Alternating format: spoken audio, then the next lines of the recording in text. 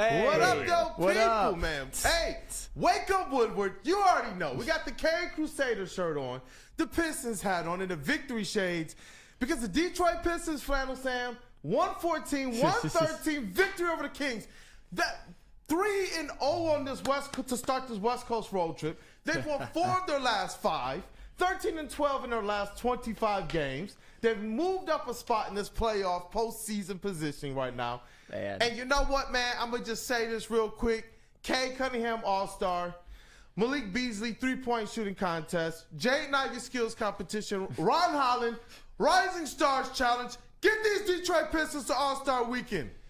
It's getting to the point, Woo! honestly, and there's a lot more to this game than just Cade, to where it's not even a question. I'm not even worried that he's not going to get it anymore. It's just a foregone conclusion. It's getting to the point where if for some reason that he didn't, I think the entire national NBA media would riot. That's how good he's been playing. That's how just much he's earned it. I'm not even worried anymore. I don't even have my chip on my shoulder about it anymore. It's just going to happen. It just is. But you know what, Flannel?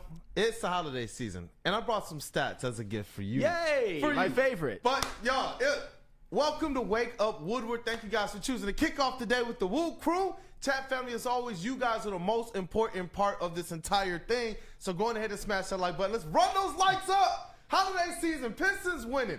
Lions about to exact revenge. Ooh, I can't wait for Monday night. But we got to break this down. We also had some other good news. What a day to have Flannel Sam, the Red Wings correspondent, on, because we got to talk about Lalana's gone. But that's in the next segment. Shout out to our brother Matt Broder. Shout out to that dude Justin. Shout out to KG. We got Cavassier Chase in the building, holding it down in the TD booth. Shout out to Woodward Sports MVP JB Smooth as well, brother. Continue to enjoy that rest. I don't remember a time. It's very, very, very minimal when he gets a couple days off in a row. So I'm happy for you, brother. Enjoy that time. But let's jump back into these Pistons. We got Flannel Sam, our Red Wings correspondent, and hey, Detroit Kool-Aid, your credentialed Pistons reporter and writer for the network. And you know what? There was so much that was going on in that game, but we got to shout out Jaden Ivy, who came up clutch. He and Cade Cunningham as a backcourt, man, is something that I am ecstatic about their future. But for right now, look at what they're doing since he's come back from injury.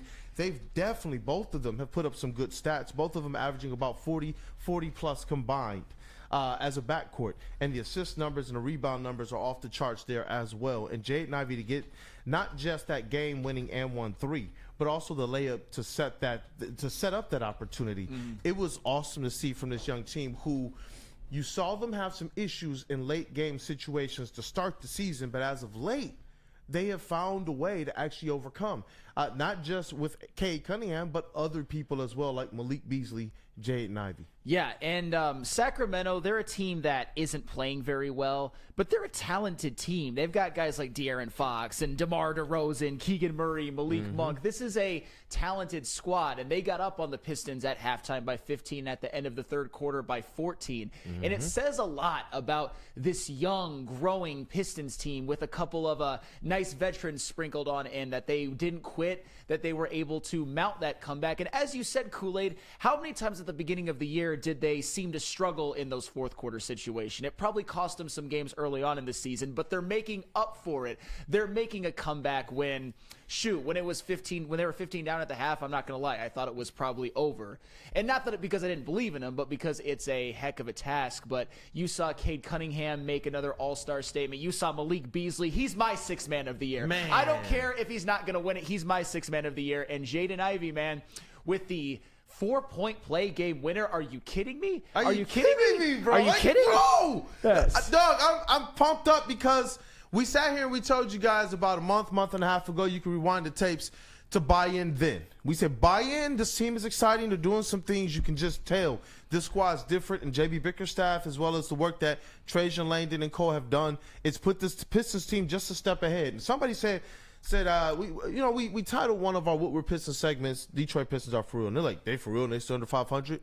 look, man, within the context of things, after this team has figured something out, now you're looking at a squad that is above 500 since the first 4 games of the season. Yeah. And I do believe for a team that only won 14 games all of last year, 17 games the year before that, when you have 14 right now and you're in playoff positioning and the teams around you have a lot more questions than you do, then yes. Yeah. And you got to think about it. What did you just lead with? One of those aspects of them knowing, man, we dropped games. There was a couple games you could say they dropped directly related to free throws, which is crazy. And if you got those 2 back, guess what, man? This record is above 500 right now. And that's the thing with this Pistons team. And some of these stats here, just shout out to Cade Cunningham. Get this man to the All-Star game. Yes. He is the only player in the NBA this month averaging 25-plus points per game and 10-plus assists per game.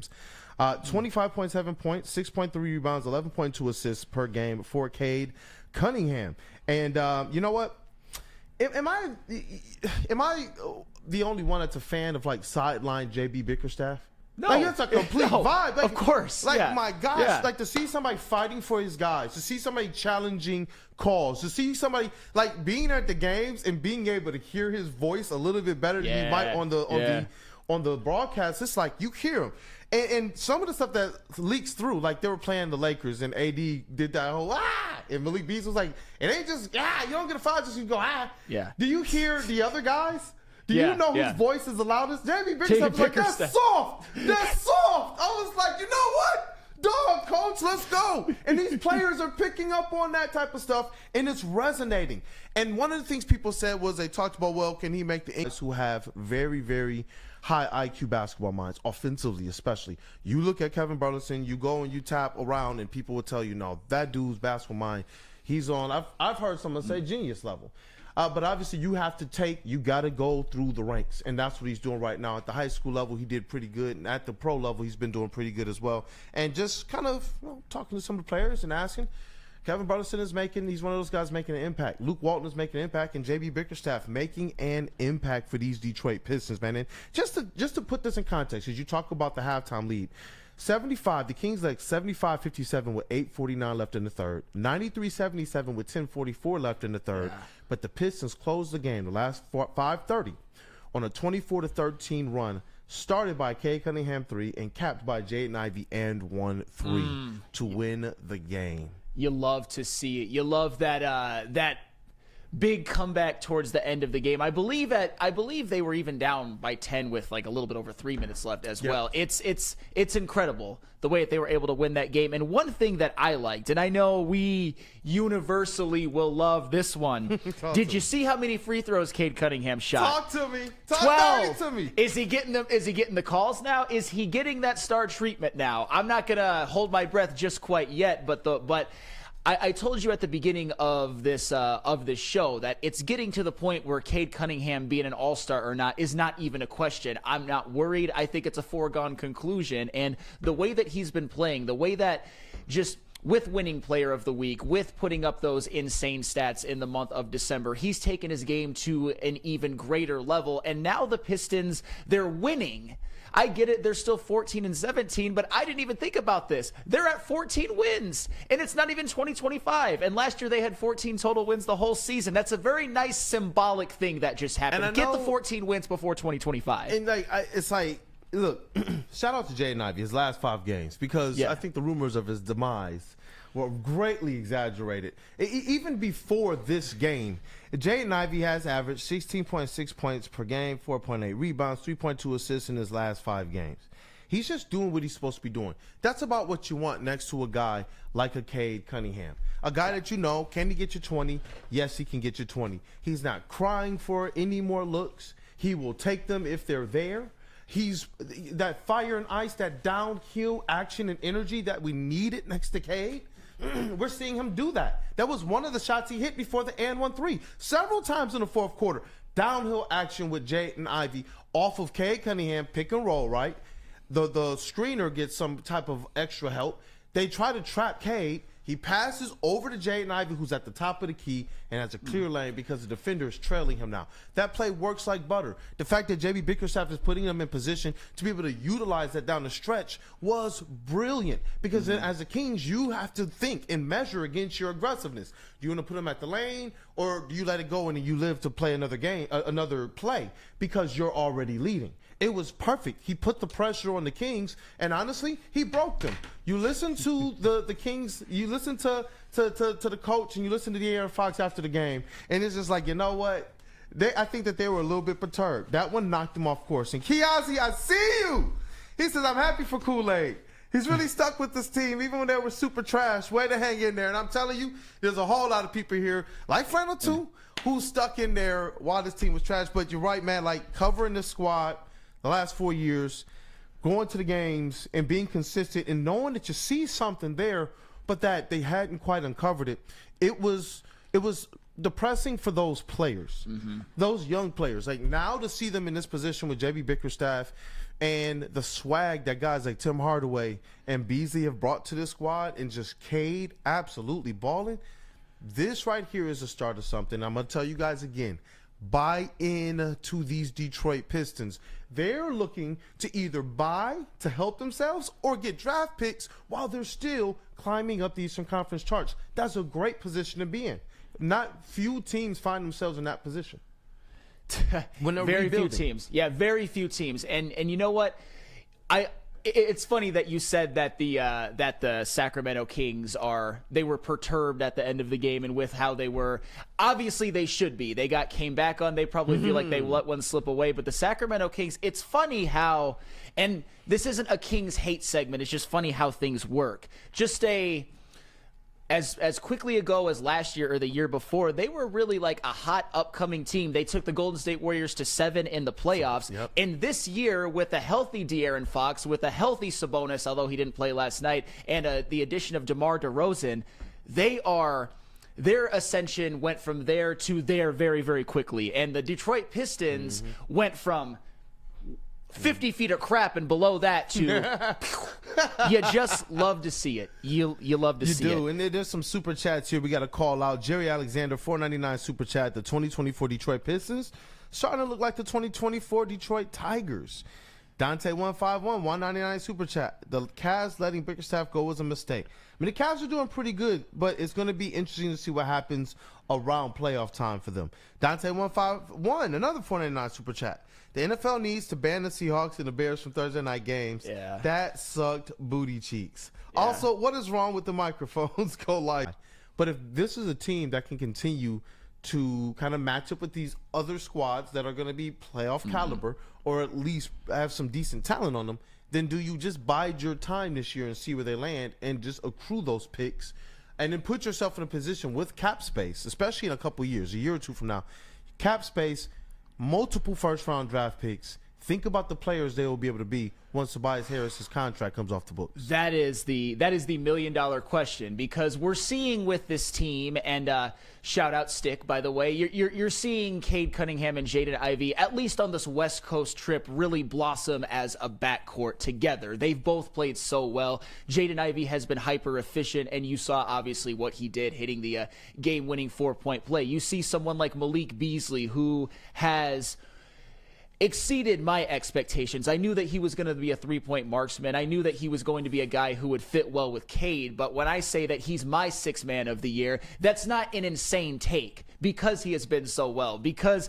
he had just another game where he had over 20 points and over 50% from three. So it does lead the question, how good can they be if they just stand pat? Are they a team that could maybe get to the 6th seed? Are they a team that's in the play-in? That's the possibilities are endless, and I think Trajan Langdon, he's somebody I trust to be smart about it.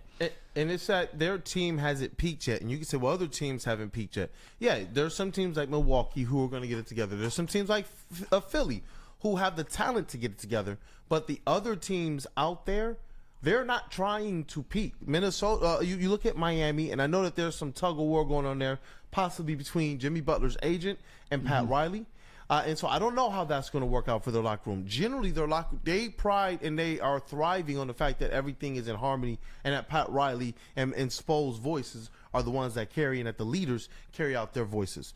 And so when you look at some of these other squads that are around, like Atlanta and Indiana, when I look at the fact that I believe Cade Cunningham is just better than their best players, that's just me. I believe Cade Cunningham is a better player than Trae Young. I believe he's a better player than Tyrese Halliburton. Yeah. I've stood on that for 2 or 2.5 years now.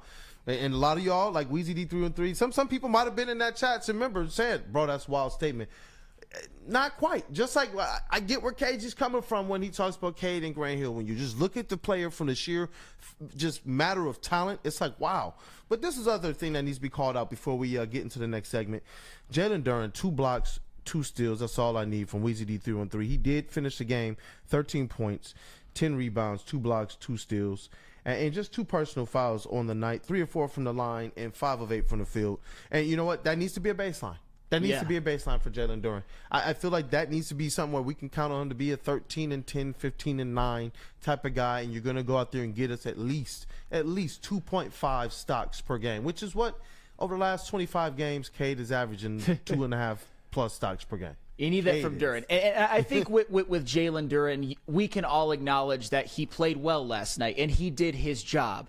I'm not going to get too over praiseworthy yet. Jalen Duren is still at the stage where it's like, great, happy we won, happy you played well, do it again.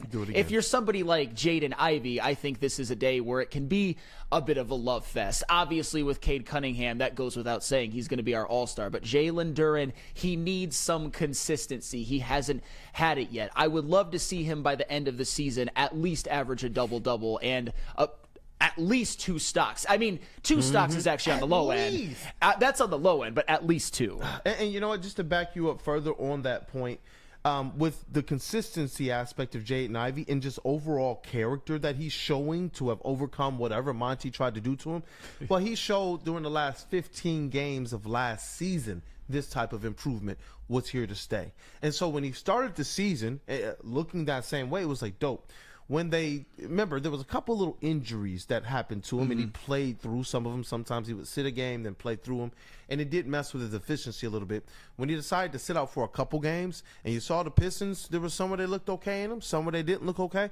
When he got back, he looked more healthy, more rested, and you can see it in his play overall. So definitely shout out to Jaden Ivy, man. Shout out to Cade Cunningham. This backcourt is one that when you look at the landscape of the East, I believe this backcourt they're going to be able to really stake their claim to the top backcourt rankings in the coming years. I really believe that. Hey, they have the potential. And it's funny, you mentioned the Pacers and Tyrese Halliburton. We're almost at the time now where we have to ask what's wrong with him, because he's fallen off. The Pacers, imagine if the Pistons actually finish above the Pacers in the standings.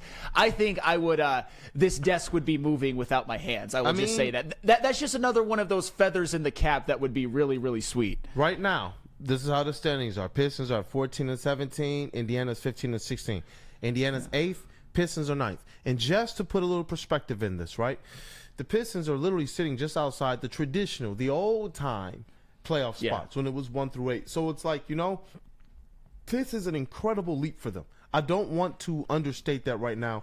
Through over 30%, you're approaching now the halfway mark of your season, and you're winning 45% of your games. At the last update, they were winning 40% of their games. This team is improving, and honestly, when I look at the landscape of the scene, you got Atlanta sitting at 7th. You have Indiana and Miami sits 2.5 games ahead of the Pistons. So that's what I'm saying. Behind them is Chicago, Brooklyn, Philly, Charlotte, Toronto, and Washington. You guys have yourselves a postseason team. They're all staying below. They're all staying below the Pistons. Yeah. All of them. Every single one of them, because the Bulls are they're a pesky team that really doesn't know what they want to be, but they've lost 3 in a row as well. But speaking of teams that are losing, look at that smile. Detroit Red Wings. But they did something that needed to be done. And I know the other shows got a chance to react in real time, but us at the Woo Crew are going to react as well today. But tell us about Second Best Bar. I will. Want to know where the best pregame Lions party is for the Monday night game against the 49ers on December 30th? You guys want to be there because